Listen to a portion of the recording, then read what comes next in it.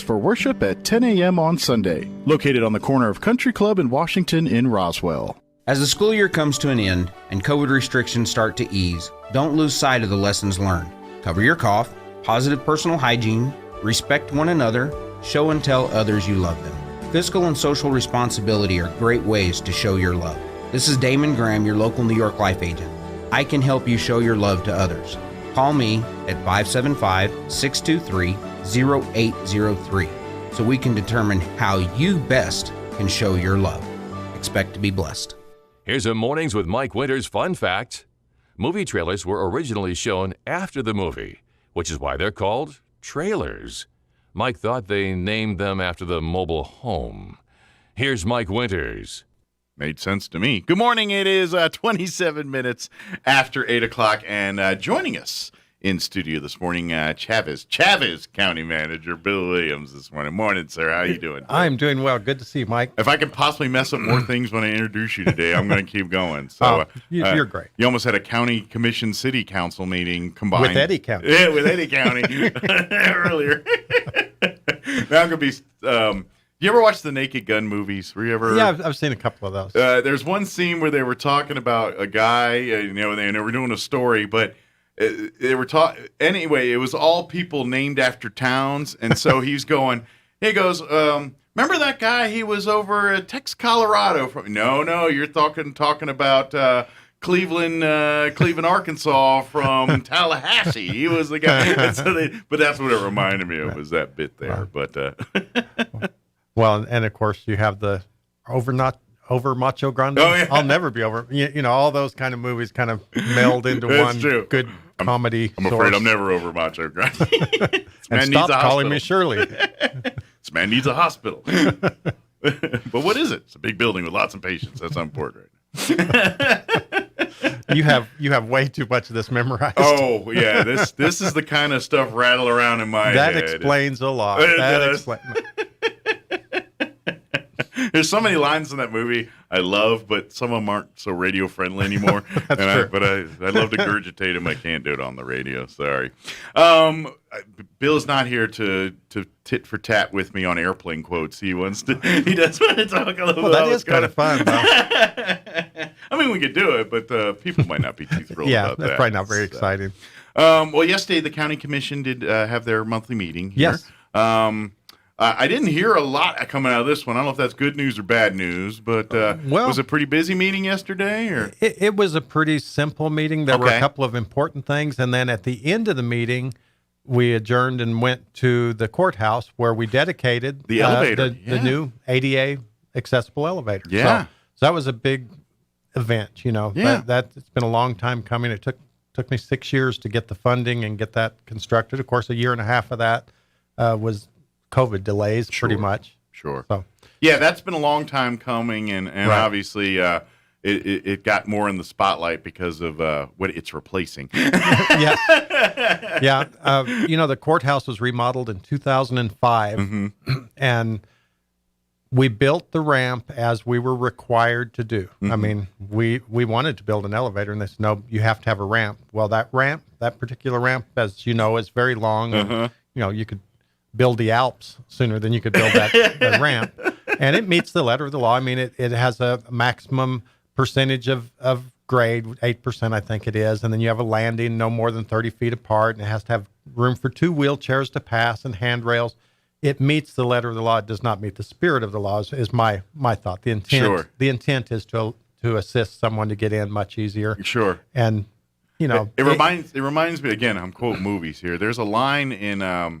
it's actually the JFK movie where he's in the trial scene and he's going, well, physics will prove that you can hang an elephant off the side of a cliff with its tail tied to a tulip, but that's not practical. This feels like that's one of those moments. That's a very good. It's absolutely not practical. So right after the courthouse was remodeled, of course, they realized, hey, this isn't going to work. So and I don't know the exact timeline because I wasn't here at the time, but they actually bought that wheelchair lift.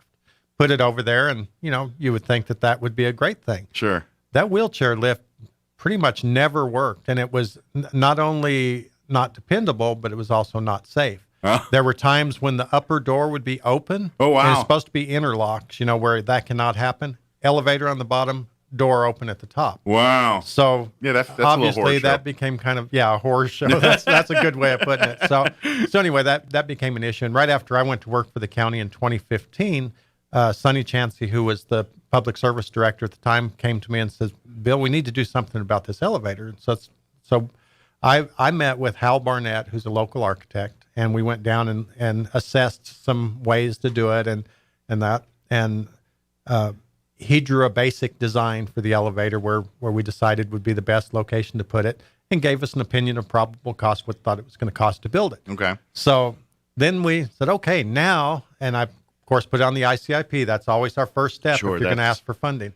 I went to our local legislators, and, you know, we've got Representative Nybert, we've got Representative Candy Spence-Ezell, we've got Cliff Pirtle, who was just here, Senator Pirtle, you know, Jim Townsend. There's a bunch of, but we got you know, quite a few. Yeah, these guys are great. You know, they're our first line of defense. Anytime you need money for something to help your community, you go to these guys, and if it's a true, legitimate need, they're on it. Yeah. So my opinion of probable cost was $450,000. We did a presentation to them, said we've got to have this elevator. You know, it's very important for our community. They said, yeah, you're right, it is. They funded us $450,000, the full amount we asked for. Nice. So we're on the way. So then we go ahead and firm up the design and go out for bids. Unfortunately, in the 3-year period it took me to get that, well, it wasn't quite 3 years at that time, cost rose dramatically. Elevators, you know, went up substantially, but it was about double the amount of the opinion of probable cost by the time we got ready to do it. And I imagine, was this, COVID had started at that point? No, not quite. Okay, because that really ahead. screwed with supply and demand and construction costs and everything else. But the prices had gone up significantly. I think the cost of an elevator, you know, they just happened to have an increase right about then, just really went up. Sure. And weren't they messing with gas prices around that time? Yes, and that impacts absolutely. construction costs big time. It sure does. Yeah. And you know, of course, we did firm up the design. So, you know, that probably raised it a little bit because ours was a basic design initially. But anyway, the price was approximately double. So we went back and asked for federal funding by a community development block grant.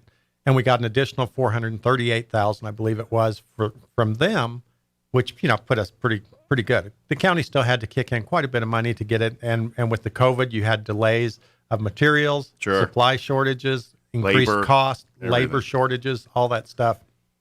So from 2015, when I started at the county, till now is how long it took to build an elevator. I mean, we've been working on it the entire time. I mean, it wasn't that the county didn't hear people saying we need an elevator. They tried putting the lift in there, which was a bad thing from the beginning. And then we've been working, you know, trying to come up with good ways to do that, because who knew that an elevator was going to cost, you know, upwards of $800,000. Of course, when the building was built, it would have been a lot cheaper. I feel like there's a lot of puns there. Elevator and going up and top floor.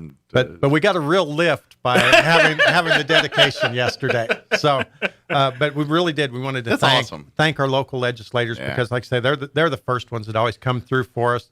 We had so much help from the Southeastern New Mexico Economic Development District that helped us with all the paperwork and the presentations to the legislature and the CDBG project. Sure. For something that should have been routine, it turned into quite a thing. But regardless, it's done, and it's a real elevator. I mean, this is not a wheelchair lift.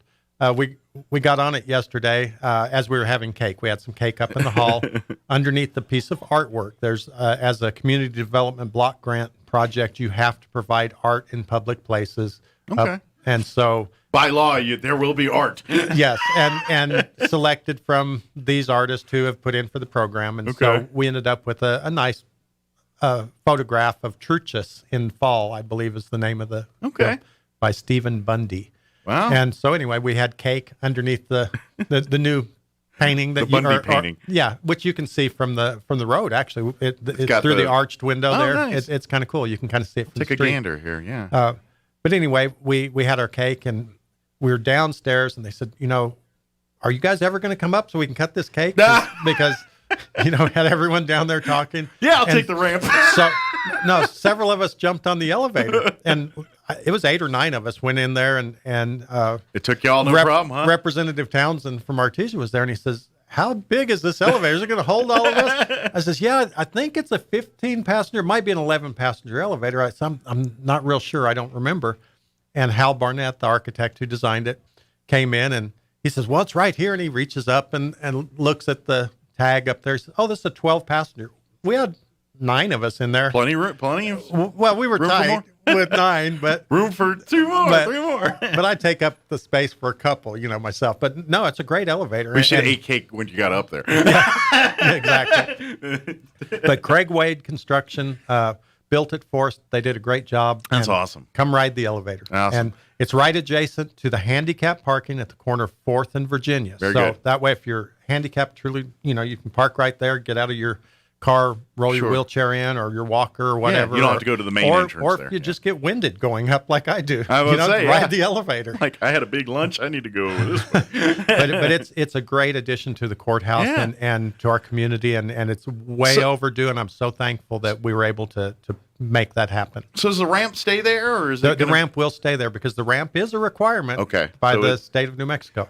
I don't know if you heard my discussion. I think it was with Andrew in the chamber the other day because they're doing the ribbon cutting. Yes, and they came through at the last minute helping us with this too. So we were promoting that Wednesday when they were on the radio, and I had made a comment. I was like, I think we should get the county involved to make like some kind of color run event on that ramp every year where we all go kind of like almost like on 9/11 how they do the series with the firefighter. Right.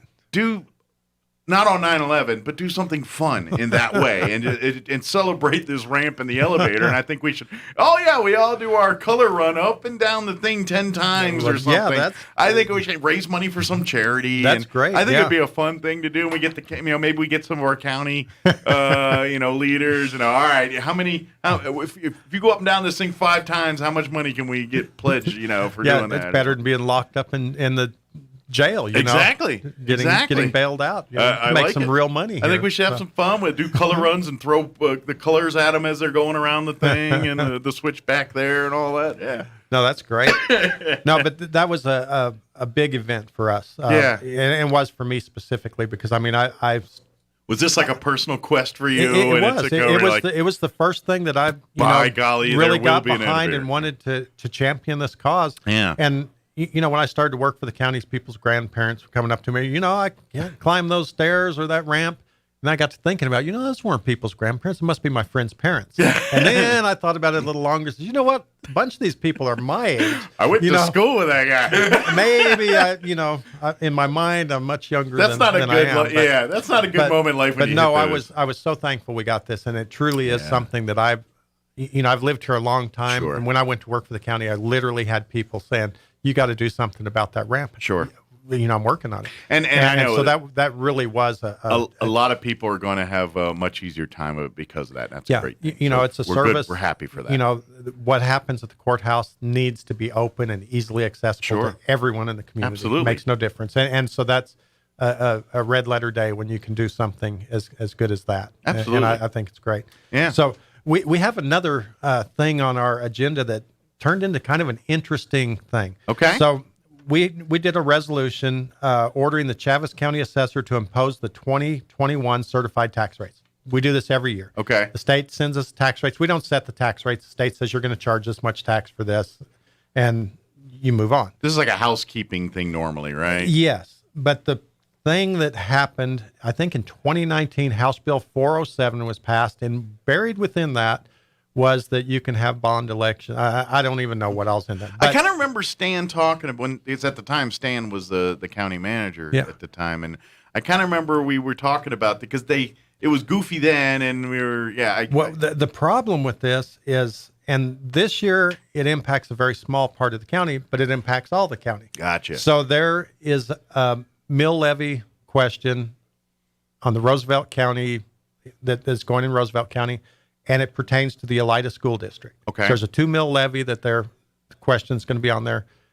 The problem is part of the Elida School District lies within Chaves County. A very small part of the Elida School District lies within Chaves County. The problem is until this year when they sent out the certified tax rates, it says we're going to send you 2 letters. One that says, assuming that everything's the status quo, the taxes didn't change. The other one that says that the taxes change. The tax had changed because of this mill levy. Mm-hmm. So it's a very small part of Chaves County, but we cannot send out the tax bills until we have the tax rates. We cannot send out the tax rates until that has been canvassed. And because it's the type of vote it is, it has to be canvassed by the state. So it won't be canvassed, I think, until November 23rd. Normally, the tax bills go out on November 1st. So you have, to start paying your tax bills. You've got a couple months to meet the deadlines. Your mortgage companies are going to be, hey, where's our tax? I'm about to say, is this going to ding us pretty bad? Well, it's not going to ding anyone. It's just going to create a lot of misunderstandings, I think. So we had to ask for an extension. So instead of sending out the tax bills on November 1st, we were going to send them out on December 1st. Gotcha. But the timeline between the 23rd, when everything's canvassed and we're 100% sure what the tax rates are, then we have to get everything printed in that very short window, mailed out by December 1st. Sure. And then it throws off all the timelines. But here's one of the things. I mean, there's just so many things that are a part of this that nobody thought of. So after we get the collections from the taxes, right in that time frame from November to January, I suppose, normally we disperse stuff to the school districts, to others that the taxes don't just stay with the county. They're spread out throughout the community. There are lots of entities that rely on those tax bills. Sure, and you guys are kind everyone's revenue source. They say, okay, we know that in December we're going to be getting our cut of. And you're the executor of that money to get out to them. Yeah. Well, we can't send it out until we get it. Sure. So we're still going to get it. We're still going to have, our treasurer has impressive collection rates for taxes in the county. But it's got to sit in the bank accounts till this other thing gets through. The taxes get through. They collect well into the high 90s on taxes. They just do a really good job of making sure they do their job. It's kind of a funny way of putting it, but it's true. But they can't send those monies out to, say, the school districts and stuff. And so there's going to be like a 30-day delay. Okay. I don't know the exact timeline. That's going to mess up all their books and everything else. So it's going to trickle down to other people. And these things are regulated by statute, as far as sending out the tax bills, as far as the protest period on your tax. If you disagree with it, you have a certain length of time. Yeah. If you start the process later, that's going to change the process. Like, say, if your mortgage company normally gets their tax bills in November and then pays out of your escrow account, they're going to be behind. People are going to, it's not that it's not going to get paid. Everything gets knocked off of peg. But people are going to be coming in asking, what happened? We didn't get our tax bill, and so just want to let everybody know. And Charlotte, who is our treasurer, Charlotte Andrade, Goulet, and Sandra Stewart, our assessor, they are going to do a PSA. I believe they're planning on coming to talk to you. All right, very good. We want to be sure that the community understands well ahead of that what's going on, because there are so many facets to it that people didn't think about, I guess, when they allowed the change. Sure. And this year, it would be pretty simple to maybe they can't do it, but it affects so few of the taxable properties in Chaves County. You could almost do it on paper. Sure. They can't, but I mean, it's a very small thing. Next year, the Dexter School District is set up to do the same thing. The year after that, it's the Lake Arthur School District. And so they're trying to find a legislative fix for this. Maybe have the levy go into effect at a different date so that we can get the tax bills out timely and then adjust it mid-year or something. I don't know the details of how all that works. But if they're going to make a change here, they need to make the change farther up the line to coincide with it. Basically. Right, so it doesn't delay everything because we need to do these things in a timely manner, and we are, but we're limited by, we can't put out a tax rate if it's not certified, and it can't be certified until the election's over. And if this is your household or a business, then you can make that common sense, we'll just do it this way, and then it'll make everything work. But because it's a government entity, and again, nothing happens fast in a government operation, because you want as transparent as possible. Right. You know what? Everybody could be on board with this and be like, yeah, it looks good. But because it's a potential loophole down the road for someone else to do something nefarious, you just can't do it the quickest, simplest way sometimes. And we discussed in the commission meeting yesterday, are there ways around this? Can we just, literally, we actually talked about, can we just do manual entries just because this is going to affect so few taxpayers? No, we can't. By statute, we can't do that. It has to be done in a certain manner. because someone somewhere at some time tried to do something wrong, Yeah, and that's something why shady. they put these rules into place. And Exactly. it's very black and white. They have to do it exactly the way that the state allows us. So, Sure. so anyway, that's coming. And So- it's inconvenient, but in the bigger scheme of things, it's actually a good thing, if that makes sense. Right. If it's hard to understand and fathom. So tell me again how this is good. Well, it prevents from bigger messes to come out of this than that potentially could be. Right. There, so. And I look forward to hearing Charlotte, our county treasurer, Ms. Andrade, and I look forward to hearing Sandra, Ms. Stewart, the assessor, coming and talking, because they're going to do such a good job of explaining it. They did yesterday. It's like, wow, I learned a lot in this 2-minute presentation that they did. It was really great. Very good. Good. We'll look forward to that. Yeah, absolutely. It's going to be good. Another thing of interest, there's always interesting things on our county commission meetings, but of interest, Chaves County's Moody's rating changed. Okay. So that's our credit ratings for bonding and doing anything that we need. If we needed to borrow money to build a building or whatever, our credit rating is rock solid. We were at an A1 and we were upgraded to a AA3. Oh, wow. And that is a huge thing. And that just goes back to our finance department. They've been receiving awards for, I think, 7 or 8 years for financial excellence. They've had no audit findings in a decade, probably. Sure.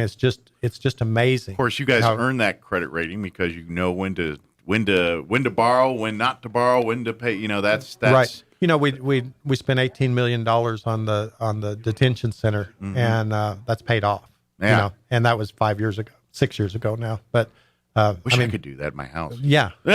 you live in an $18 million house? Wow, I'm coming over. I wish. I'm just like, no, I owe a little less than that on it, but it'd be kind of nice to, I just bought it 3 years ago and now it's paid off. That'd be nice. But, our commissioners, they're very careful on how they spend money. They will buy stuff for us. They will allow us to do stuff, but you've got to be able to show the need and make sure that it's right.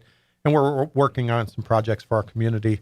Currently, we're going to have to figure out how we finance all that. But just like that elevator, we are very careful. We turn over every stone we can. Sure. And do it. But our Moody's rating went to that. Oh, they said it would have gone higher, but the things that we can't control, such as the wages within the county and those things, the outside limited variables. us. Yeah, the outside variables kind of limited us to a AA3, but a AA3 is a huge put it this way, credit rating. If you guys needed to seek to go get a crazy amount of money, that rating will probably get it. We've got an 800 credit score. That's basically the equivalent as an 800 credit score. Yeah, or higher. Now, is there a ceiling, like the highest credit rating they can get, and there is no higher? Or I think that there is, but I don't know what it is. No one's ever got. I didn't know if when you talk to a banker or someone that deals with that, I'm sure they can tell you. Because I hear like AAA, and I'm like, well, that must be really good. Now it's like AAA, Super A, Hyper Boil A. I'm like, how many hires does this go? Well, yeah, and it's weird. I think if it's a capital A or a lowercase A makes a difference. But and if it's like an @A, it's really high. AA3, and that is a great credit score. Is my understanding. Nice. And it's because of not only this commission but previous commissions and their spending patterns, because this goes back. It's quite a process to go through, and they ask a lot of questions about everything. You don't get those kind of credit ratings when a lot of people start questioning your finances. Right. If you're a municipality that gets audited a lot, not because of regularly scheduled audits, odds are pretty good you don't have one of these credit ratings. So we're real proud of that. Let's see. I'm sure we're probably running short on time, so I'm trying to find We got stuff. a few minutes here. It was great listening to Cliff this morning. Yeah. Senator Pirtle. He brought up some very important points. I'm so happy that we were able to do the Livestock Expo. Go out there today. Come out yes, this afternoon. If you got absolutely. time, go out there and check out the auction here. If you can bid on a few things, please do so. Or come by. They have add-ons too. So if you don't think you need to buy that steer, you can kick in $100 or $50 or $5. Sure. It makes no difference. The kids appreciate it. Absolutely. It's been quite a few years since I was in FFA and 4-H, but everything you do is appreciated. And those kids work. They don't just go out to the pasture, grab a steer and bring it to the sale. I mean, they work with that steer from the time it's born until, they show it. And everything is covered. And depending on their age and everything, I imagine some of the parents have them as part of the buying process at the beginning, like every facet of it. They're basically learning the 101 stuff of farm and ranch life through these animals and things. And and it doesn't stop at the farm and ranch. I mean, they learn financial,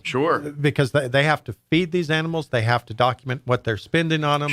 The business side of raising animals. The business side, absolutely. And it's a great thing. And then the money in turn, like when you guys bid crazy amounts of money on these things, that's paying for some for their college, depending on their age. If they're younger, it's paying for their next project, generally speaking. But at least some of it is. Some of it's being put away for college, depending on how much they get. You said crazy prices on. That's not really true, because you figure that some of these kids show 10 animals in their career, or maybe 20 animals, because some of them have 2 animals at a time or whatever. And they don't win. There's only the best of the best win. That's true. When you get, double what a steer's worth, for instance. That has to be spread out over all those years where you had. So you're just because you're spending, the best feed, the you're time cashing and everything. in on the years of.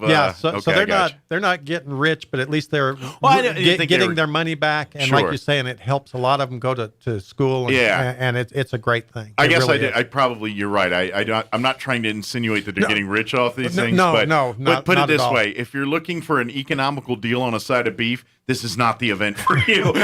But if you're looking at growing our future leaders and agriculturalists, this is the place to spend your money. Invest your money. Yeah, if you're looking to get a deal on meat, this is not the place to do that. This is to reward these kids for their hard work and to basically, you're right.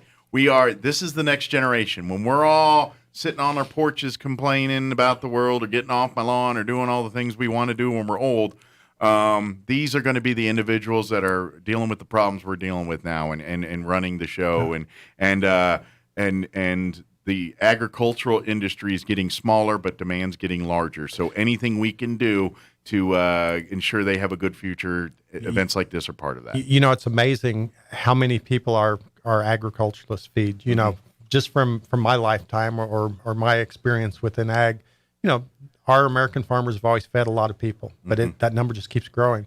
I remember when I was showing pigs or raising pigs in the 1970s, we saw these pictures of the 1960s pigs, and they looked totally different. It's like, wow, that wouldn't even make a show today. And that's the grand champion. Then the 70s pigs.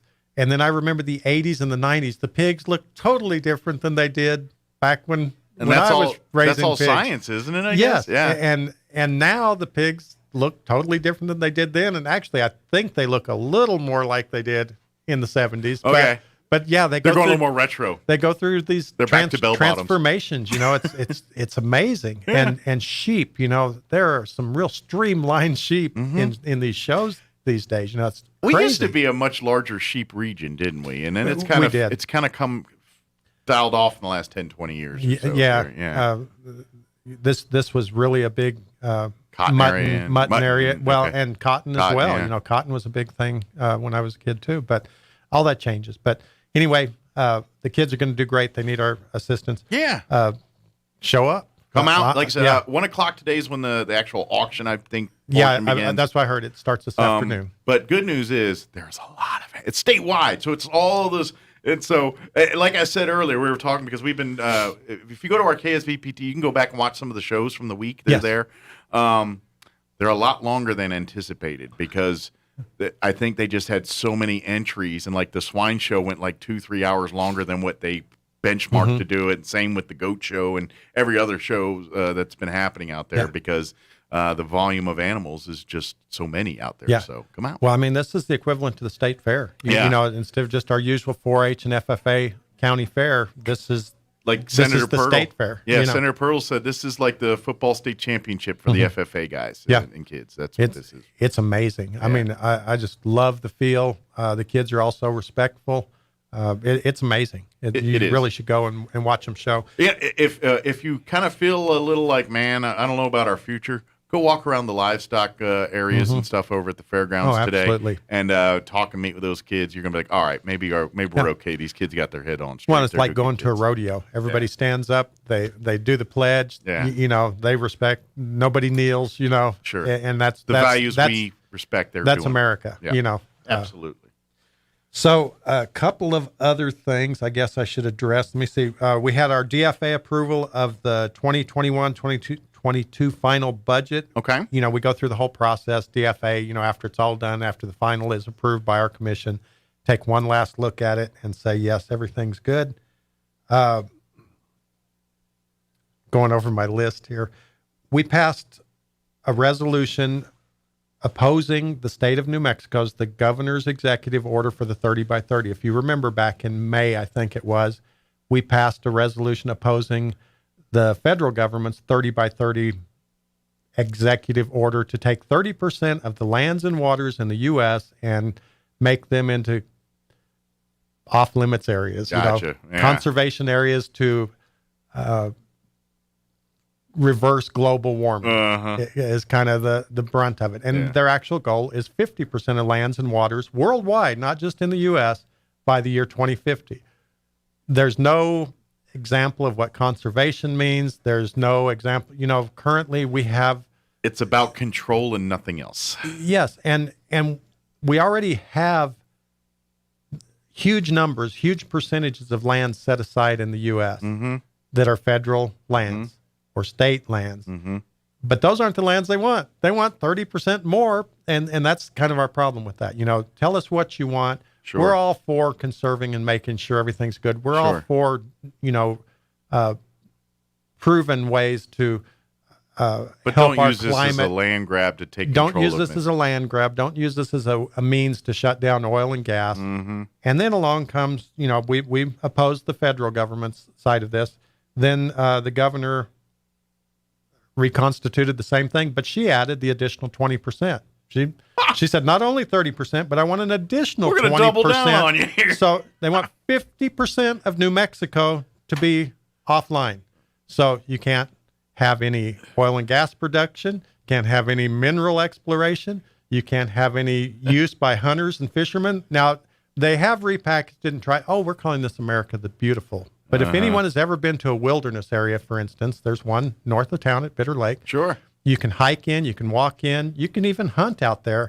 But can you imagine 50% of New Mexico is off limits? And yeah, it's a wilderness area, and maybe we'll let you hunt there, but you're going to have to walk in 40 miles Yeah. and hike this out. And you might say, well, they allow you to take your horse. Well, they've started reversing some of that stuff, and they're charging people, you have to carry in your hay. How can I carry in enough hay to feed my mules?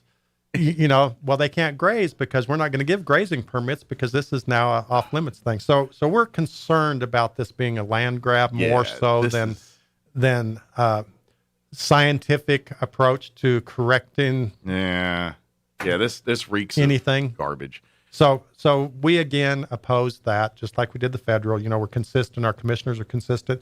The other thing we did is we ratified a letter that was sent to the governor. Okay.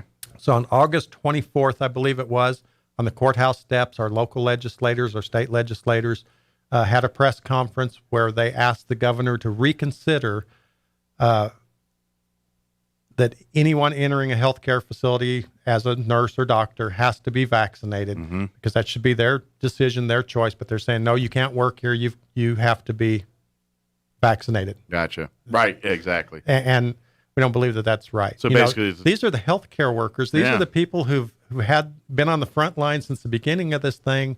They're the ones with more knowledge and education than we have on whether or not the vaccination should work. It should be their choice. Absolutely. And if they've chosen not to, they've chosen not to. And then, so we had a letter that our commissioners signed.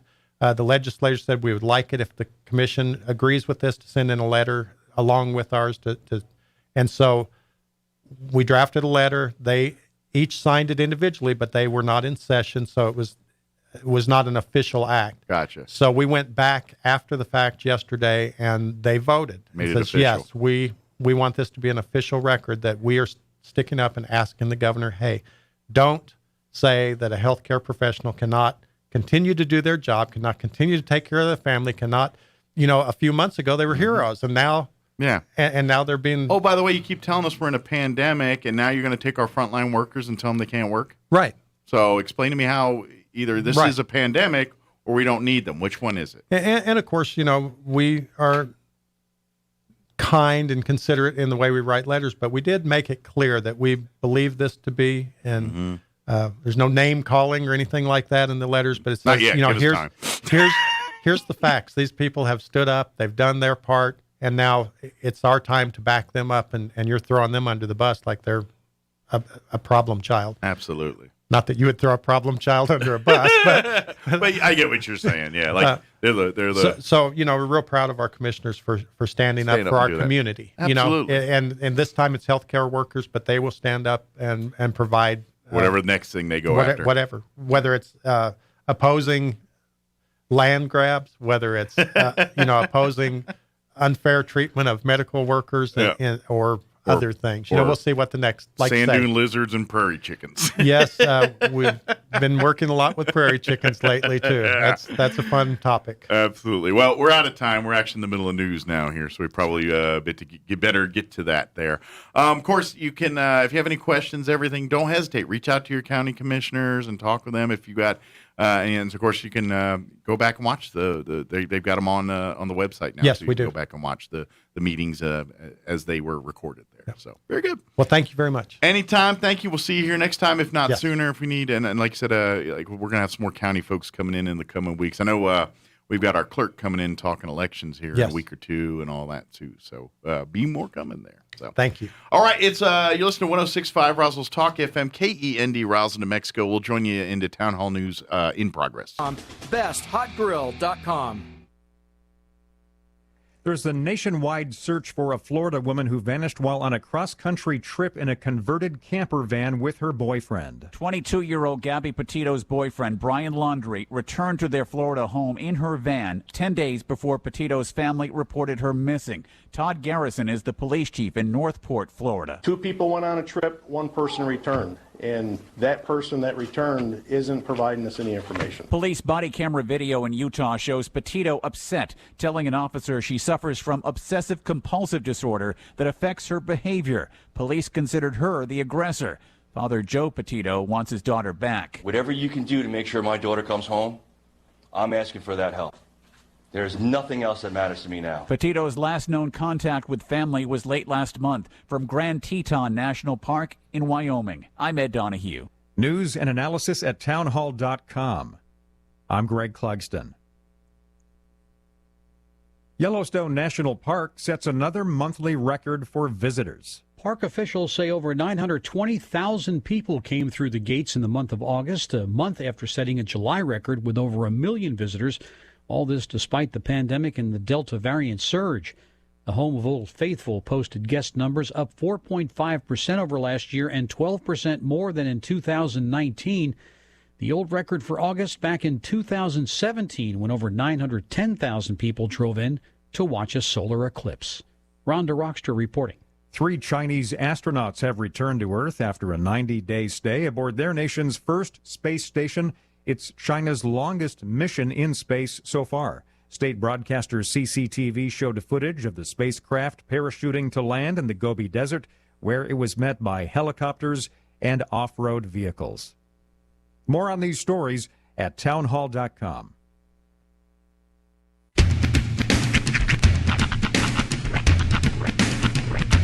What in the wide world of sports is going on here? I promise you, whatever scum did this, not one man on this force will rest for 1 minute until he's behind bars. Now let's grab a bite to eat. Yeah, come on. I feel the hot wind on my shoulder and the touch of a world that is older. I hit the switch and check the number. I leave it on and then I slumber. I hear the rhythm, I'm ringing through it. Flamenco guitar and cumbia music. I hear the talking of the DJ. The travelist said, what does he say? I'm on the Mexican radio. I'm on a Mexican world radio. Broadcasting live from high atop the J.P. White Building in downtown Roswell, New Mexico. It's Mornings with Mike Winters on 106.5 Roswell's Talk FM. Is that what I sound like when I talk? Now, here's your host, Mike Winters. And good morning. It is 6 minutes after 9 o'clock. Welcome to hour number 3. No, see, you already pulled that this week. You're not going to do that twice in 1 week. I know. No, I know. I know your game, old man. Do you? Maybe I want you to know my game, to know. Just so you could subvert me? Yeah, I'm going to rope-a-dope you. Oh, yeah. You're going to rope the dope. So, you know, they don't want that kind of hank up on Sugar Mountain. Happy Friday, everybody. Yes. Welcome to Dia de Finale of the week. It always smells better in here after politicians leave. I don't know if you noticed that. They always smell good. I think when you're just in the public eye, like when you work like in front of people, yeah, you just smell nice. It just smells kind of. So you were saying the senators, yes, or county manager? I'm saying both. Oh. I'm saying that together their musks have made a nice odor over on this side of the. So I'm locked in. I'm in here, so I'm nose blind to everything. I'm just kind of When you just walk in here, you're like, kind of nice. Yeah. Zestfully clean in here. Zestfully clean. That's right. You're not fully clean unless you're zestfully clean. That's what I've been told. Do they still do that? Oh, yeah. Is that still of course. I haven't seen a Zest It's like one of the best lines ever. I haven't seen a Zest commercial in a while. Yeah. That was my soap that my mom used growing up, or bought for a while. Was it? She did Zest, and then as I got older, she started doving me. Oh, that sounds like a move. Yeah, so I had to use Dove for like my teenage years because that's the soap they bought in the house, and I was not buying soap for myself at that point. What's funny is my parents were always very like brand specific, but like weird brands. My parents loved Lever 2000. I feel like Lever 2000 was like meant for like people with like rough, oily hands. Maybe. It wasn't meant for. I know it's not, but well, it's for you and your 2,000 parts. Which, by the way, they never actually broke down what those 2,000 parts were because I still haven't found. There's not 2,000 external parts that I wouldn't you would think wash so. with soap. Yeah, you're not washing your internal parts. Yeah, but yeah, well, technically, skin is one part. Right. That's one organ. That's your largest organ in the body. Epidermis. Yeah. So, I think there's a theory in that blow a hole in that 2,000 parts thing. Mm-hmm. I always just in my head just thought they were lower, like the lower flange. No, like flange. the like the soap for like mechanics. You know what I mean? It's like that's Fast Orange Gojo or Blue or Lava or but whatever. I always put Lever 2000 as like in that category with those. You know, yeah. It wasn't the pumice soap. Yeah, it wasn't a soap for the dainty. This is not a soap for the dainty. Oh, this soap right here? No, this soap ain't for the dainty. But when weirdly enough, I remember this, and why do I remember this? I don't know. Mm-hmm. I remember when I got in the Air Force. Really, that was the time when I was on my own, like on my own, like no one's buying on me my own. meals or making sure I have soap or toilet paper. Right. You know the adult things when you're an adult. The shower caddy years. Yeah. So I was in the Air Force, and I remember. I was like, I got to buy my own, toiletries and things like that. Mom didn't leave the soap in the shower like it used to be. And I remember, like, what do I want? I don't have to get Zest. Yeah, I have options because your mindset is, well, I'll just go over here and get my Zest and I'll get my But no, now it's on you, my friend. Yep. You know what's funny though? Mm-hmm. I'm still dancing around trying to find my one. I have it. I have for the most part found my ones. Yeah. I'm actually a Dove man now too. I am too now because Dove makes a man soap, and that's exactly what I have. The massage bar. See, I'm a bar guy. I flip flop. I do have bars. I'm a bar guy too. I do not use. I don't use body wash. It feels oily. I don't like it. Greasy or whatever. Plus, I use 10 times the amount of it because I feel like I need to keep pouring it. Yeah. Right. But I use the bar. I am. It depends on my mood. I'll buy the 6 or 8 pack or whatever it is, but I'm like, ooh, the red one. It's the blue one. Maybe it's so I've gotten all of them, and I just grab randomly whichever one I'm in the mood for at that moment. I think it's the blue one. It's the massage bar specifically, the one with the little nubbins on the back. Yeah, I've had that one. I love that one. The smell on that one's fantastic. It's like charcoal. So I thought that was the red one, but maybe it's not. I don't remember. I just know it's the Dove one. I bought it originally because it was a cheap bar of soap. Like, hey, I'll get that then. Yeah, that's what I have now, but that wasn't around when I first was on my own. Buying soap like a man. Mm-hmm. Sorry. I was waiting for it. Pause for effect. No, my soap of choice that I went to, because marketing got me, Irish Spring. I was going to say Irish Spring. Same, dude, for 20 years. I was like, I want it to smell like a rainforest in my shower. And you know why? I love the smell of Irish Spring, number one. But number two, it rinses clean to where you don't feel like there's still soap all over you. That's what I loved about specifically Irish Spring. I did dabble in a Coast for a little bit. Really? But I went back to Irish Spring. Wow. Yeah. In a Coast, you say? The eye opener. That's right up there with like a Zote. I did get Coast for a little bit. I've been washing myself with this bar of soap for years. Turns out this is detergent. But yeah, old Irish Spring was, but now I'm a Dove Man's bar. Nice. Yeah, I'm Dove Men's myself. Mm-hmm. The shampoo game has sort of changed up a bit. I got to work in some like biotin now. Yeah, I got that. I got some kind of thickening shampoo. It's the shampoo I spent like $50 for at the salon. I don't know what it's called. They come with that special like vibrating comb thing. No. It actually comes with 3 products. It comes with a shampoo, a conditioner, and then this gunk you spray in afterwards. Mm-hmm. And then that's it. Yeah. I have essentially the same thing, including the gunky spraying afterwards. But although I don't know if it's keeping hair or losing hair, it looks equally not there when I comb it every day. So, in fairness, my whole morning's been all messed up. I literally slept in my daughter's bed last night. Yeah? Yeah, because for the last 2 nights, my kids Is she not sleeping? Or? She'd been sleeping good in her bed, so for the last 2 nights, they've literally taken my bed. Oh, my kids. so you did a switcheroo. Yeah, so I didn't know if you had to sleep with your kids. No, so I just decided, okay, well, it's a bed, so I'll sleep in here, I guess. So I camped out in Is it a full-size bed at least? It's a twin. Okay. Well, I mean, it's long is, enough for an adult, it's not kid's length. Well, considering I sleep in the fetal position, rocking back and forth, it was fine. It's just dandy. Mm-hmm. This to avoid the night terrors. But actually, we're going to be doing a bed shakeup here soon. I'm getting a new bed, I think. So as soon as I do, she's getting my bed and Hunter's getting her bed. So it'll be bedlam. Ooh. Ooh. You, sir, you're a wordsmith. I like to mess with them. One thing I don't mess with, McDonald's. That food is on point and delicious. Absolutely. Hits the spot every single time. But big thank you to McDonald's. They are kind enough to provide us with delicious breakfast treats each and every Friday. This way, you know what? You fed leaders today, McDonald's. We had Look at Cliff that. Pernell come in. He got a sandwich. I think Bill got him a sandwich on the way out. So you're feeding community leaders. Thank you. So community leaders, the Shakers. You also fed Freddie and the guys from Ridgeland, the Movers. Yeah. We literally fed Movers and Shakers today. That's right. Boom. Done. Semantics. All because of McDonald's. That's right. So big thank you to them. But swing on by.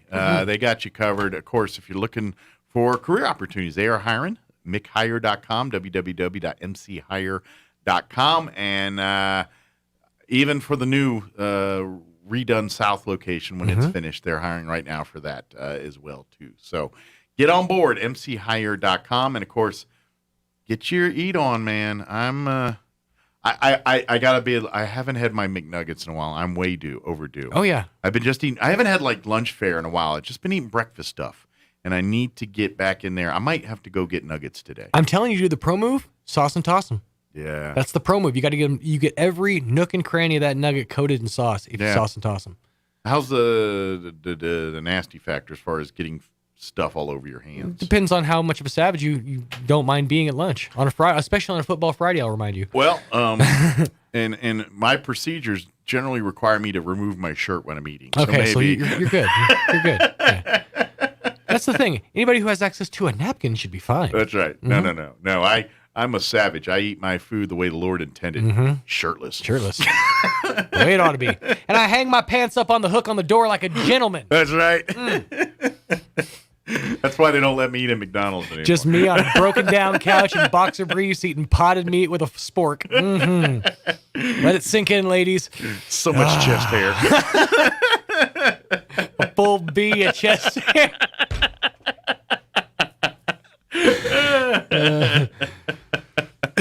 Oh my goodness. But yes, thank you, McDonald's. Yeah, they're hooking everybody up. Please, big thank you to them. Elliot Rodriguez with CMG Financial is going to join us this hour. Yes. Matter of fact, I think old Roy is not the dog food. I was going to say, producer. come on, dude. Not the dog food. Our producer is going down to we know him, let him in. No, that was Gravy Train. Never mind. Okay, I'm just leaving it at that. Maybe I would just never mind. I was like, that's a great idea. I feel a bit coming on here.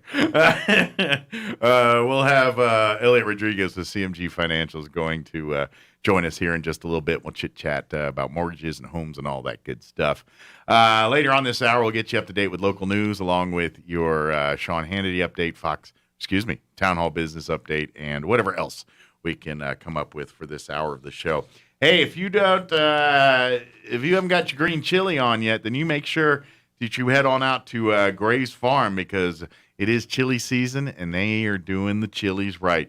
They've got all the selection that you love, the big gems, the extra hots, the regular hots, the milds, all of them full of flavor. Get them roasted right there at Gray's Farm. You can, of course, at the Gray's Farm Garden Store, you buy the bag of them, or you can get even like a half bushel or a bushel. Again, have it roasted right there on site, and then you take it home.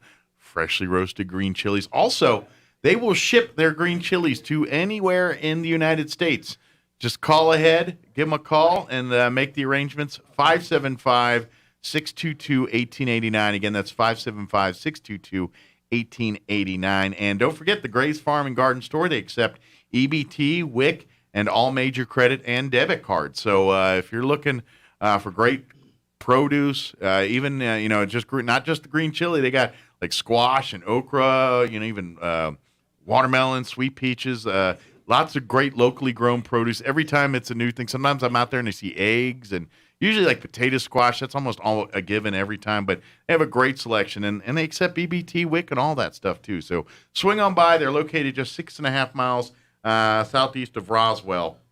Call ahead if you have any questions or need directions. 575-622-1889.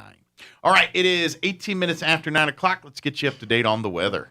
I'm meteorologist Steve Hamilton with your Pecos Valley weather. We have warm downslope wind coming off the mountains, and that means hot temperatures for us today, 95 to 100 on our afternoon high and sunny.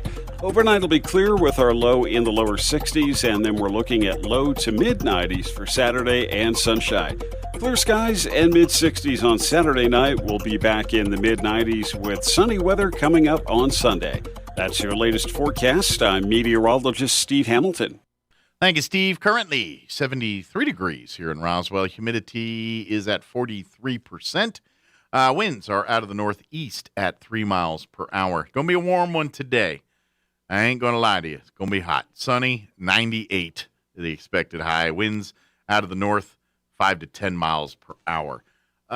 Tonight, mostly clear with an overnight low of 62. Winds will be out of the north at around 10 miles per hour. Earlier in the week, they were saying our Saturday was going to be like another one of those 98-degree days, too. According to the National Weather Service, they've backed off on that. Now they're saying sunny with a high of 92. So that's closer to 80 than 100. You know what I'm saying? In the 80s, not 80, ADs, than it is 100. So that's good.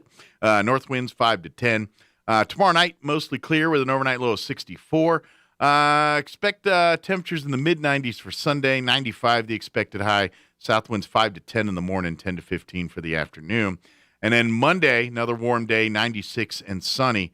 And then the cold front comes in Tuesday. We drop down to a high of 82 on Tuesday and a high of 84 on Wednesday. Both days sunny skies. And then back up into early 90s, 91 about Thursday of next week. So it's going to be hot, but we can kind of smell some cool weather next week, maybe. Maybe we'll take a little lick, see it's there. But we'll see. All right, it is 9:20. Let's go ahead and, actually, before we take a quick break, do want to invite you to head on out to Zia Guns USA here in Roswell. Don't go tomorrow because they're closed on Saturdays because they spend Saturdays with family, and you should too. But they are open on Sundays. They're the only gun store to be open on Sundays. So even though you can't pop on by tomorrow, you can swing on by on Sunday. Come on by and check out their new Tacticam products. They are now a full-line Tacticam dealer. These are the same Tacticams that you see used on hunting shows that across the world. They got them here at Zia Guns. New shipment of knives by Bench and Case. Also, they're buying guns. Let me say this again. They're buying guns. If you have a gun or a gun collection or an estate full of guns that you're saying that maybe a family member passed, they owned a lot of guns, you don't need all the guns, they will buy the guns. They will make an offer, cash on hand. You walk out the door with the cash in your pocket, they get the guns. And they're making deals like that all the time. So if you need some money or need to sell some of those guns, they got you covered. Also, if you're a coffee drinker, swing on by. They've got the entire line of Black Rifle coffee. The whole product line is there at Zia Guns USA. And you may have seen these if you're a Facebook or online user, the Dr. Squatch soap line that's soap products for men. The most recently, they've released their Star Wars line, Yodas, and smell like Darth Vader or Yoda or what they think they smell like. I don't know. But if you're wondering, like, these look cool, but I want to smell them first and touch them and do all that. They got the full line at Zia Guns, so you don't have to order online and wonder what you're getting. Go on over to Zia Guns and see it, touch it, eat it, taste it for yourself. I wouldn't eat it, but, check it out for yourself. I mean, if you want to eat, that's on you, but they might throw you out. I don't think they let people eating soaps hang out in gun stores too long. Just saying. Might be a faux pas. You're in the store eating soap, they might want to escort you out to the gun store. Right? Better places for you to hang out. But come on by 1907 North Main. Again, they're open on Sunday, but they're closed on Saturday because they spend Saturdays with family, and you should too. All right, 9:23, 3.5-minute commercial break, and then Elliot Rodriguez will join us from CMG Financial. We'll talk mortgages and homes and the lay of the land here. Don't go away. Score a jackpot of a great deal during the Instant Savings Vehicle event at Roswell Nissan. All in-stock vehicles have been marked down during this massive event, so odds are you'll save big. Get a 2011 Nissan Rogue, a 2013 Hyundai Veloster, a 2015 Nissan Altima, and more for only $149 a month, or a brand new 2021 Nissan Titan 4x4 Crew Cab for under $40,000. Get a free 12-pack and spin the wheel just for stopping by, and while you're there, enter to win a multi-game table. Play to win this month at Roswell Nissan. 2111 West 2nd. Mays Lumber Company. You know us for quality service and dependability. And Mays Lumber Company's pellet stoves are exactly that. A pellet stove from Mays Lumber Company provides you with the cozy, comfortable heat you want when you want it. With a pellet stove from Mays Lumber, you can adjust the intensity of heat and maintain a constant temperature. Plus, pellet stoves will save you both time and money, along with easy maintenance. Come pick yours up today. Mays Lumber Company, 115 South Virginia, Roswell. You can count on Mays Lumber Company. Okay, so look, Mexican restaurants are everywhere around here. You can throw a rock and hit an authentic Mexican restaurant. Don't throw rocks. But La Gran Victoria is different. Delicious, authentic, made from scratch family recipes and even a few favorites too, like agua frescas in a variety of flavors. Take advantage of Taco Tuesday, Hamburger Wednesday, and the daily 2222 breakfast special with 2 eggs, bacon, sausage, and your choice of potatoes for only $7.49. Open at 8 a.m. for breakfast 7 days a week at the corner of 4th and Richardson. Find them on Facebook too. La Gran Victoria, Roswell's home at the flavor. Celebrate the beauty of the Southwest during Yucca Blossom Trade Days, September 18th and 19th at the Eddy County Fairgrounds in Artesia. 2 great days with more than 50 local crafters, artists, and artisans showing and sharing their amazing works. Plus, fun for the whole family, including Zia axe throwing, a cornhole tournament, the Moose Caboose, Mechanical Bull, Gyro, and the famous Runyon Ranch Petting Zoo. And enter the raffle for your chance to win the drawing live on 92.9 The Brand Sunday afternoon. Yucca Blossom Trade Days, September 18th and 19th at the Fairgrounds in Artesia.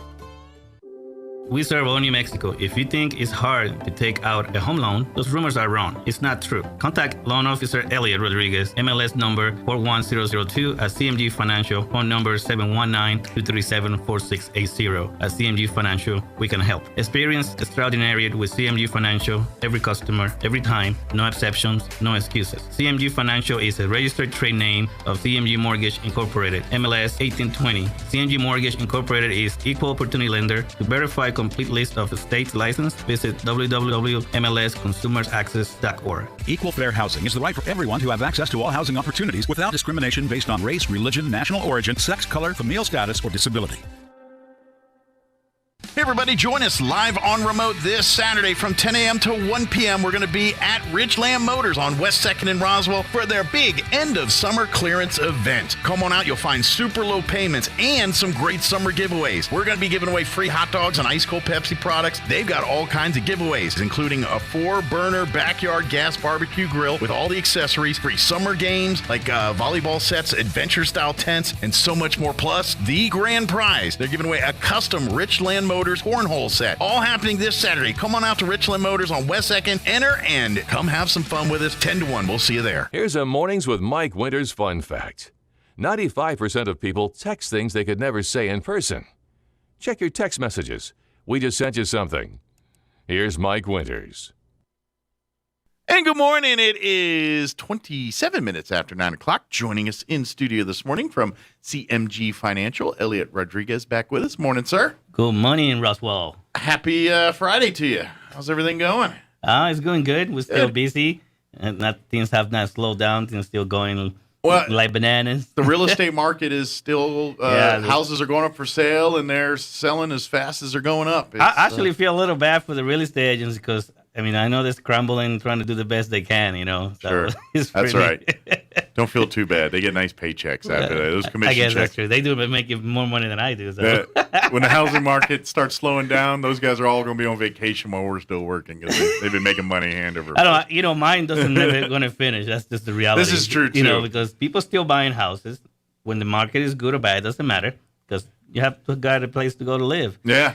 People have to refinance to try to get a better situation or trying to accomplish something, fix a house, a wedding, extra money for whatever, you know. Sure. So you name it. There's so many different situations. Well, and that's just it. Housing, I mean, yes, there's always ebbs and flows on supply and demand. That's always going to be a case. And obviously, because of COVID and everything, the demand has been way higher than the supply right now, which is seeing the reason why you're seeing houses go so quick and go for the prices they're going for and all the things that are happening. But that will correct itself and at some point. And also, it's the one thing we all need. We all need a place to live. We all need. I'm sorry. It's the reality. To be a human being, you need to eat. You need to drink. You got to have shelter. You got to breathe. These are just, and you got to go to the bathroom. These are the things we got to do. You know, like it, love it, hate it, regardless. You got to do it. And that's just in that order. In that order, yeah. And so demand's always, what I mean is it's always going to be, so when you talk about when's right time, when's wrong time, when the right time is when your family's ready to do it. That's the outside world, you can look at some of those variables, but unless you're doing this for investment purposes, you buy the house when you're ready to buy the house. That's kind of how it works, And, you always asked me in the past, when is the right time to buy a house? It's when you're ready, when you want to now. You know? So, now, obviously, if you're looking to maybe get into a flipping house situation or that's a little different. Then you're going to play the numbers a little bit different because that's the difference between success and failure in that game. Correct. You buy the house cheap, you sell the house more expensive, you make money. If you buy houses too expensive and can't get your money back, guess what? You're not flipping houses very long. You're just being a good. You're being a good shepherd to the community. Exactly the case. That's just the crazy. I just saw a post, one of the real estate agents in Clovis, I think it was, Clovis, and he said like buy a lower, fix it up, put some money into, put some elbow grease and fix it up the proper way, push the price up. Yeah. And that's the way it's supposed to be. It's very much true. That's true. Now, granted, if you have zero home improvement experience, get some help there before you start tackling those, because yes, home improvement projects also increase the value of the house unless you do a bad home improvement project. Yep. And then you detract the value of the house. If you decided to make that room with some kind of materials that were popular in 1962, or there ain't a straight edge anywhere in that drywall work or whatever you did, no one's going to buy that either. That's true. They don't want to buy your Jerry Rig situation. And remember, you buy a place for investment purposes. You better do your homework real good. You may open a can of worms that you don't even want to get into. Sure. You know, well, and that's just it. Yeah. I mean, that's another thing. Do your homework if you're entering that business because, especially when you're renovating and remodeling, it's a lot more than you going to the Home Depot and buying lumber or paint and going to it. Depending on your projects, depending on what you're doing, you might have to get them permitted. And if you don't, and you start doing things and they find out, guess what? Your day just got very expensive. It's like you get this place and you're just like, you know what? Yeah. I can take that wall off and make this bigger and do this and this and that. You take that wall off and you just find out, hey, you should have never took that wall off. Yeah, how many times you find that out? Yeah. And that happens. Sure. That happens. But that's so unless you're equipped to handle that, maybe you want to do some more research before you get in the flipping game. But as a homeowner, if you're wanting to do that, you might want to start learning some of that. But you learn that on the fly, too. I ain't and gonna that's lie. true. You know, we all learn as we go. Yeah. Okay. Once that washer breaks for the first time or that sink or that toilet, something happens. That's part of home ownership. You know, that's part of the deal. I remember buying my first home. Yeah. And it's a feeling that you never forget. Yeah. You know, and I love what I do because I feel like I do it every month. You know, I like do it every week. So, yeah. You know, so it's really cool. I love it. You know, and I love helping people buy houses. You know, because I guess the feeling of buying my own house never goes that away. Same feeling, yeah. Yeah, it's pretty cool, and I love doing that. You know, so if you're looking for somebody that take care of you, all right. I mean, and the way I say it like this, okay, and you and I talked about this before. It's like sometimes like. Yeah, you need to, you need to market yourself. The reality is this. I can say it like this. I don't think there's anybody like I am out there. That's just the reality. I truly believe that everybody deserves a home. If you can buy a home, you deserve to get a home. Yeah. Okay? It's the American dream. It's the American way. You know, if you can buy a house, buy yourself a home. You know, you're still renting. You're still living somewhere. So why not have your little piece of land for yourself? You know what I mean? And to me, that's, like you said, it's your piece. It's, like, I mean, I bought my first home. My wife and I was, early 30s maybe. I don't remember the time. I'm bad at that count. But, you know, for our first, 4 or 5 years of the marriage, we didn't own a home. We rented, and, we were in an apartment, and then I rented a home, and then we bought a home. The lessons learned from that, I mean, I'm glad I went through it and things, but you know, when you buy, but the moment you bought that first home, and I'm telling you, like I was married and, living the adult life, quote unquote, for a few years before I bought a house. Correct. But the moment the house was ours, and we bought it, and it's like, I can kick that wall if I want, and there's no landlord going to hit me, or, you know what I mean? I didn't do that, but just the thought that you can. Yeah. Yeah, you can. I was like, I get it. Now I'm part, and to be honest, I felt like I was now a part of the part of the society. And what I mean by that, it's not like I felt like an outcast. I like the way you say it. Go ahead. But I felt like now I'm invested into I'm a homeowner. I'm a taxpayer. I'm invested into yours. this. Yes, it's my piece of land. It's my property. It's mine and my wife. My wife too. She's had a part of this, but you know what I mean. It's ours. It's not. You mean it's hers, right? Right. But yeah. Well, let's just say I've got the one who had the VA connection. So, yeah. What's up? But anyway. No, but yeah. No, I 100% understand what you're saying. I mean, and it's different than renting. It's a great feeling that this is your place. Yeah. Okay. If you lose it, something happens to it, it's 100% on you. Yeah. Okay. You're not gonna have somebody come from somewhere telling you cannot do that. Don't hammer some nails in the wall, this and that. Give you some kind of restrictions that you cannot live by. Right. And you do the best you can through all those restrictions and so on. I know a lot of people don't listen to those restrictions, but again, that's what they end up not having in place afterwards. Well, you gotta be disciplined. You gotta have a plan, and you gotta stick to the plan. And that is financing 101. If you come up with a plan and stick to the plan, odds are pretty good you're not going to have financial problems. I know that's a big if, because that's where life happens. Yeah. That's where you're like, oh, we're going to stick to the budget. We've got $50 set for our fund money for the week or whatever it is. And whatever your budget you created, the problem is what happens is, oh, we just spent our $50, but there's a new movie out. Let's go. And then that's where the budget, you got to be disciplined there. And I mean, yeah, you can fall off every once in a while. It happens, it's just like dieting. Every once in a while, someone waves an ice cream in front of you, like, dang, I gotta eat that ice cream. You just have to get used to it. Sure. Let me tell you but you got to stay on the budget. I hear it all the time. I got customers that I tell them, since we start the process, don't do anything, no new financing. Mm-hmm. If any financing changes, you need to let me know right away. Right. Save money as much as possible until we're done. And he said, but they always ask me, how much do we need? Like, what we need is not what we need. I need you to have more. Mm-hmm. Okay, because the day that we close, I want you to have more money in the bank. I don't want you to buy a house and you don't have a penny in the bank after you buy the house. You broke, literally. Mm-hmm. Okay, and you actually literally move into a home. Mm-hmm. Brand new home, old home, it doesn't matter. When you move into it, things happen. Yeah. So you need to kind of plan accordingly. In that way, you're in a better place the day after you sign papers. I don't want you to be broke. Sure. Okay. Yeah. That's crazy.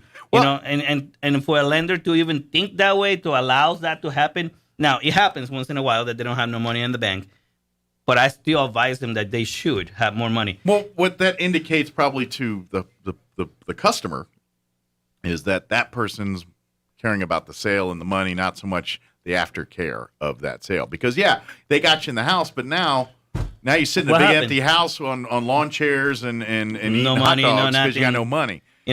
And, it's funny you mention that. I can't remember. Someone was talking to me yesterday, and they were talking about, I think it was Florida, like they lived somewhere in Florida. Okay. Some very affluent neighborhoods and stuff that were going on. And what was going on was there's a lot of these houses. People were buying them. But then you look inside, and there's literally a lawn chair in it because they couldn't afford any furniture. And that's kind of bad. A lot of people bought these very expensive, probably $1 million homes or more, depending on that market. And they don't have no money to furnish it. So, yeah, you got a big home, but now what? That's not a good thing. I talk to my customers all the time. It's like, I always tell them, I need you. This is how much you need, but I need you to have more. I need you to save. I need you to have reserves.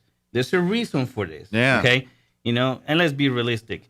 If you go in any manual and you start doing some research, okay, even if when you take your first-time home buying classes and stuff like that, it tells you should have 6 months reserves.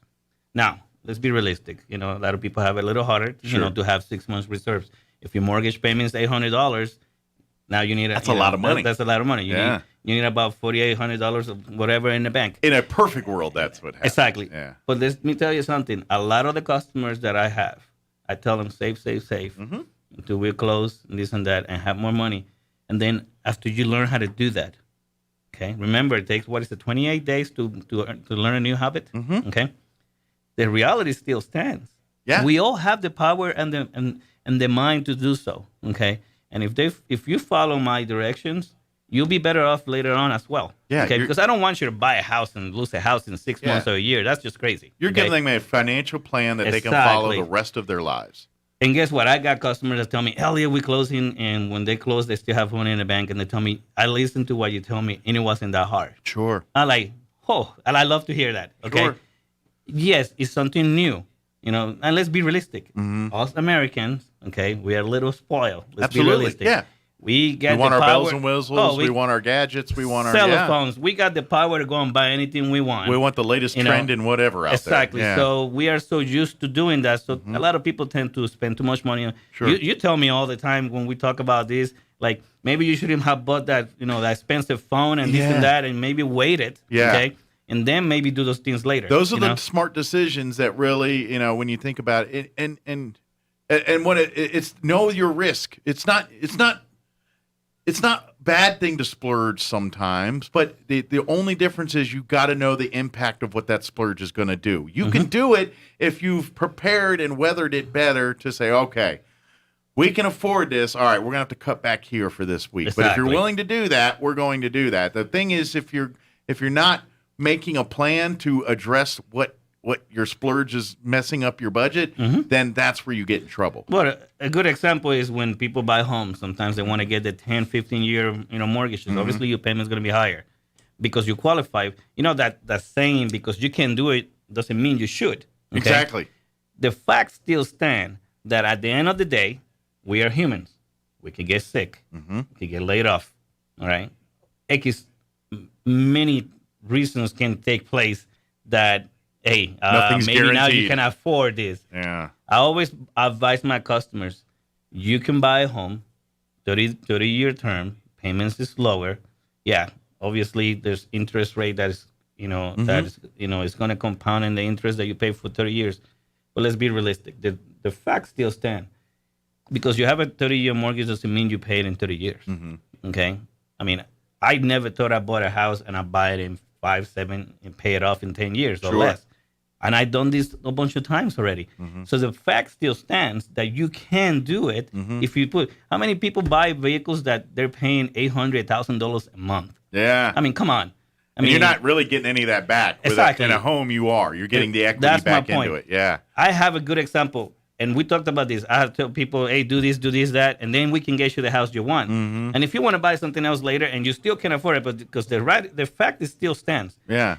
What you can afford in paper is not truly what you can afford. Right. Okay? Because you and I know a lot of people, but you don't have $200,000 sitting in a bank for a house. I know, but they always tell me, but I made more money than that. I got money to do this. But the way you pay your bills and the way you do this, it doesn't show that. So listen to me. Mm-hmm. I get you your house, and you still go back to the same way you were if you want to. But here's the plan. This is what you do. I got a guy that had over $1,100 and some change payment on the truck. I'm like, oh Jesus Christ, have mercy. Saw you coming. I know. I like. So at first I tell you know what? Why do you have such a big payment? I see the balance. It's not that huge. Blah blah blah. Oh, I did a short time payment. I'm like, that's okay. All right. So this was a little different. Yeah. And then he has a whole bunch of other payments. I advise him, go and refinance this thing. You could still pay $1,000 a month if you want to for it. That's up to you. Well, and pay it off real fast. Guess what?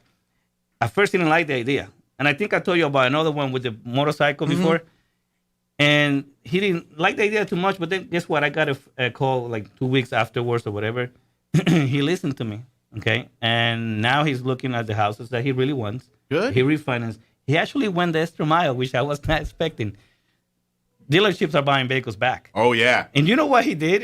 He turned around and got bigger. Turned it back. He got paid back. It's like I didn't need that vehicle. I'm like, whoa, hold on a second here. What and he happened probably here? got he started almost thinking, his money back probably on some of that. He didn't lose anything. It's like, oh, okay. Yeah. And he told me, yeah, you know he what? He got lucky there because that's unique time. It's the way we are right now. Yeah.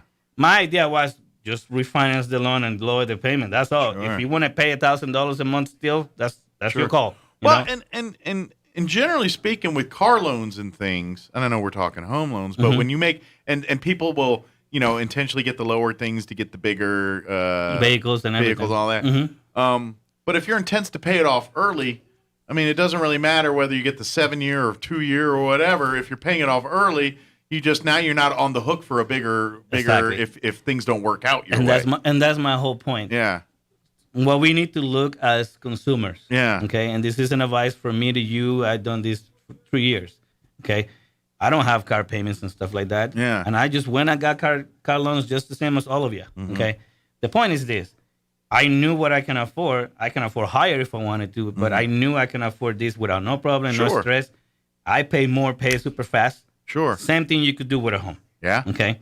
A lot of people are like, oh, the mortgage people just want us to get a 30-year loan. No, we don't. Okay. Yeah.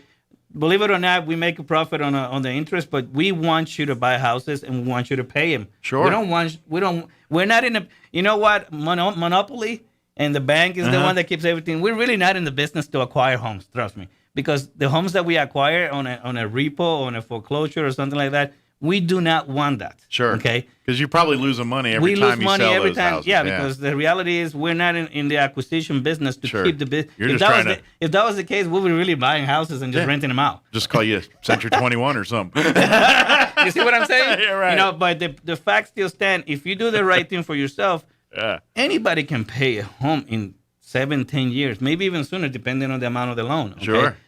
If people buy cars and they do loans for 3 and 5 years and they're paying $800, $1,000 and plus sometimes, and they pay those, okay, why can you do that for a home? Sure. So what we spoke before is about your priorities. you just have to change your priorities to what is more important.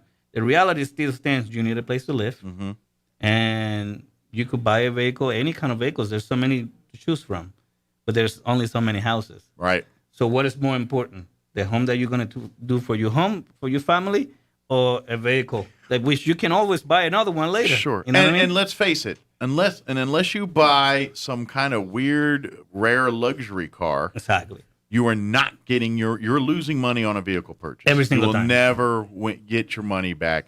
Whereas real estate, if you did your homework, you're going to get back and make money every time. Exactly. Every time. Now, there's always exceptions to rules, but that's because you did some very poor purchasing decisions when you bought the house, and you got yourself upside down before you even got your foot in the door. And those instances happen because they didn't have a guy like Elliot here to guide them when they were doing it. But if you do it the right way, or at least the average way, that's a good point. Yeah. You're going to make money on that investment. That is an investment. That's and there's rules in place. I mean, let's be realistic. Now the question is, do you have somebody that's going to guide you the proper way? I believe I'm the exception of the cases out there. I'm not saying a lot of my peers, or should I say competitors, don't have a good heart or doing a good job, because I cannot speak for everybody, but I can speak for myself. Sure. Okay. I'm going to go and take care of you. I'm going to make sure you're not buying a house that you're going to be in trouble. Okay. Plus, I'm not allowed anyway. So there's that. Yeah, there's that in there too, So, but I believe everybody deserves. Yeah. And I go the extra mile. I go the 12 rounds. Okay. I go fight all the way through for a customer to make sure they get their house. To me, that's your stake in the country. Exactly. I mean, yes, it's not like back in the colonial times that you didn't get to vote unless you're a landowner and all this. But your stake in this country, in this being a part of it, is that really that thing you own in your house? You're owning your property, your family's dwelling. That is your stake in the world, and it's the investment. That's where you hub every excess that you want. The rest of your life is starting right there. Yesterday, I had a guy come to my house. We want to take care of some trees and cut some stuff off.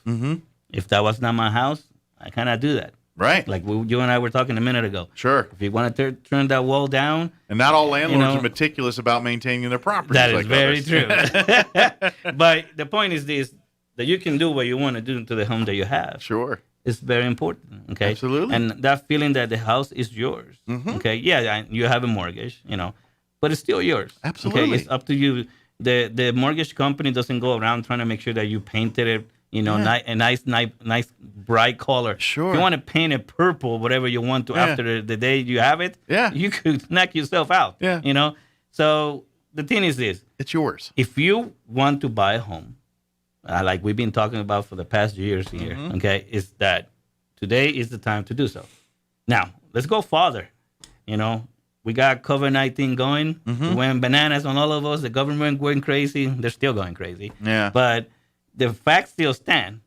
The market is solid for buying homes. Yeah, the prices of homes are going up. Yeah, but you still have the choice to choose which house you want. Sure. Okay. So it's a matter of looking and finding the right property. And they come out. And they come and go. That's just the reality. And there's still a ton of programs out there. Like if you're a first-time home buyer, there's lots of opportunities. If you're a veteran, oh my goodness, VA's a world. But if you're like a teacher or a lot of specialized industries, I got a lot of programs, special programs and things that are just for that. And that's where Elliot can guide you and direct you and all. I got an agent call me yesterday. What programs do you have? I got a dentist, and okay, doctor? Yeah, tell him to call me, please. No, let's be realistic, guys. Yeah. There's programs out there for everybody. Yeah. Okay, and I believe we just have to find the right box to the individual that's calling. Yeah. And that's my job. I'm going to find out which box do you fit. Sure. And sometimes all you have to do is empty that box, push it back in there, and what it didn't fit in there, take it out. Yeah. Okay? And if you follow my lead, I'm going to make sure that you get a house. Yeah. I got a deal that I'm about to close pretty soon that I swear I think I was being tested. Okay? Because everything that can go wrong went wrong. They didn't listen to me from the beginning, and they did. Some people are going to do what they're going to do. But I don't lose my coolness. I don't lose my patience. Sure. Some people just don't beat to other people's drums. Inside myself, I did lose my patience. Right. But the point still Inside, stands. you're like ready to rack some upside their head. Oh my God! But in the end of the day, my job is to deliver. My job is to deliver that customer service and make sure they get their home. Yeah, because at the end of the day, this is their This is their thing, and they got to be happy with it. And as much as I want to strangle somebody, I still have to adjust and move forward. You know, what is that? Just and what's the word I'm looking for?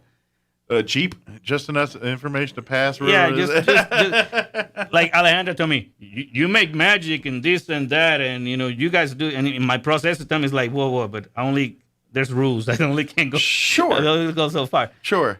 But it comes down to the point of like figuring it out. Right. Okay. Every situation, Tay even told me that yesterday.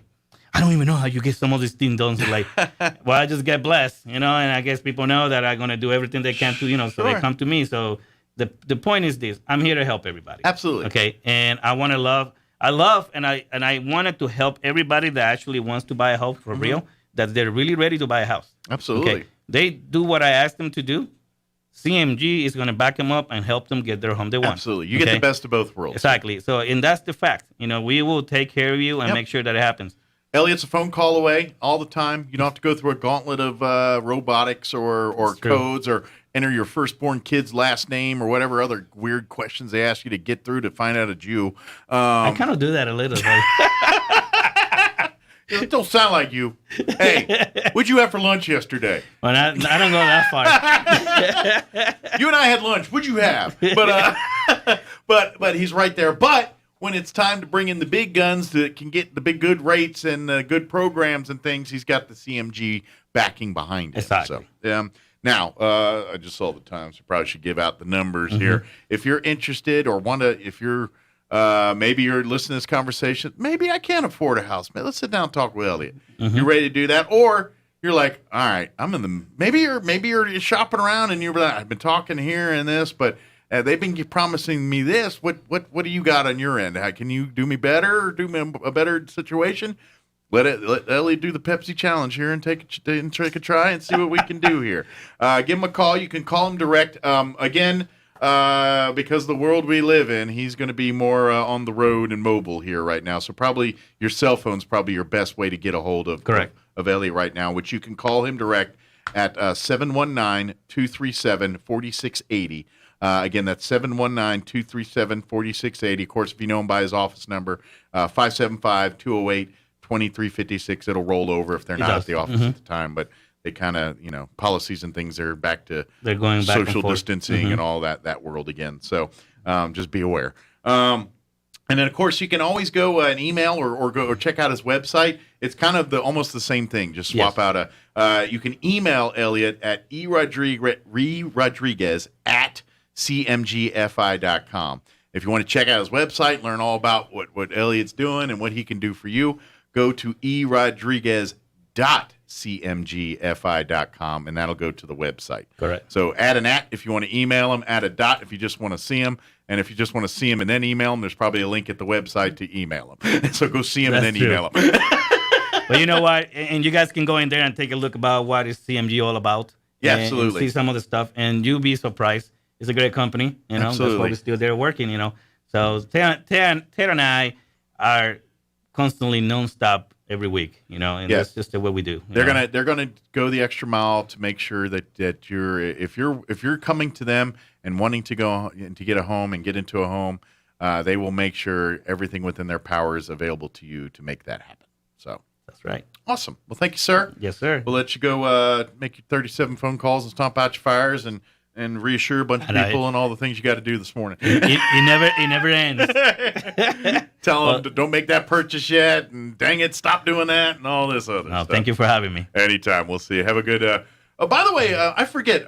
What's your football team? I know I can't remember. We have asked her, but I forgot. I like the Broncos. You're a Broncos fan. That's right.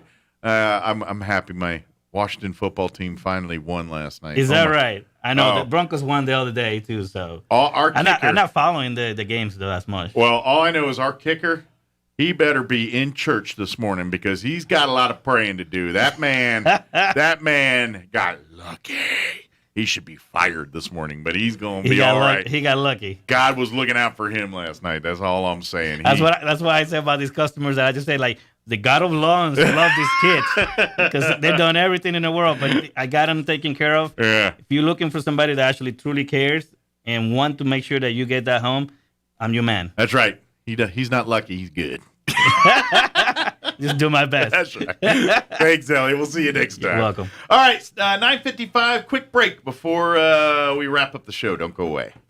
Times are changing, and today's funerals aren't always the sad and solemn events you might expect. This is Gabriel Casaus from Lagrone Funeral Chapel. Along with hymns and scriptures, today's funeral services are often filled with fish stories, country songs, and a joke or two, golf clubs and hot rods, favorite recipes, and kitchen disasters. At Lagrone Funeral Chapel, we believe a funeral should reflect your loved one's personality, passion, and sense of humor.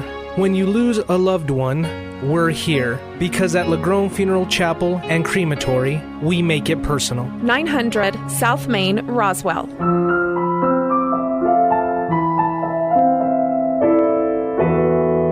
Oasis Computers has been Roswell's trusted source for home and small business computers for over 30 years, and they continue to be your best resource for computer repairs, operating system upgrades, web root managed antivirus, special orders, and more. Oasis Computers is now open from 8 to 1, Monday through Friday to better serve you. Service calls by appointments and after-hour appointments are available too. Stop by Oasis Computers at 1703 North Garden or call or text 575-625-9141 for even faster service.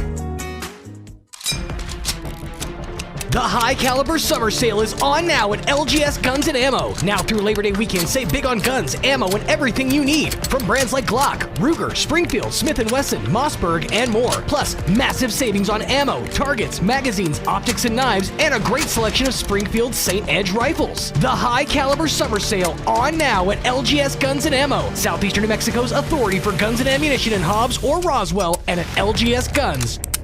Hey everybody, join us live on remote this Saturday from 10 a.m. to 1 p.m. We're going to be at Ridgeland Motors on West 2nd in Roswell for their big end of summer clearance event. Come on out, you'll find super low payments and some great summer giveaways. We're going to be giving away free hot dogs and ice cold Pepsi products. They've got all kinds of giveaways, including a 4-burner backyard gas barbecue grill with all the accessories, free summer games like volleyball sets, adventure style tents, and so much more. Plus, the grand prize, they're giving away a custom Ridgeland Motors cornhole set. All happening this Saturday. Come on out to Ridgeland Motors on West 2nd. Enter and come have some fun with us. 10 to 1. We'll see you there. I'm meteorologist Steve Hamilton with your Pecos Valley weather. We have warm downslope wind coming off the mountains, and that means hot temperatures for us today. 95 to 100 on our afternoon high and sunny. Overnight will be clear with our low in the lower 60s, and then we're looking at low to mid 90s for Saturday and sunshine. Clear skies and mid-60s on Saturday night. We'll be back in the mid-90s with sunny weather coming up on Sunday. That's your latest forecast. I'm meteorologist Steve Hamilton. Here's a Mornings with Mike Winters fun fact. You cannot snore and dream at the same time, unless you're dreaming about snoring. Here's Mike Winters. And good morning. It is closing in on 9:59. That's about it for us for today's show. If you missed any part, I invite you to check it out at your leisure, ksvptv.com in the Mornings with Mike Winters channel, or on the 106.5 Roswell Talk FM Facebook wall. Unfortunately, we had computer problems in the beginning of the show, so we couldn't go live. Old Roy, I'm going to keep calling him Old Roy. I know it's the dog food, but it just sounds fun to say now. Old Roy did record all that. He'll upload it here a little later. But I think it was in the 8 o'clock hour before we finally got online again, before the blue screen of death went away. But anyway, those interviews will get put up online here after the show, and you can check them out, ksvptv.com or the Mornings with Mike Winters channel. Freddie Sosa at Ridgeland and the Freddie Sosa team, the Freddie Sosa-ettes. I'm going to call them that now. Like the Rockettes, the Freddie Sosa-ettes. They came in with him and talked about all the stuff happening at Ridgeland. We had Cliff Pirtle join us, Bill Williams join us, and, of course, Elliot Rodriguez join us. We got to go.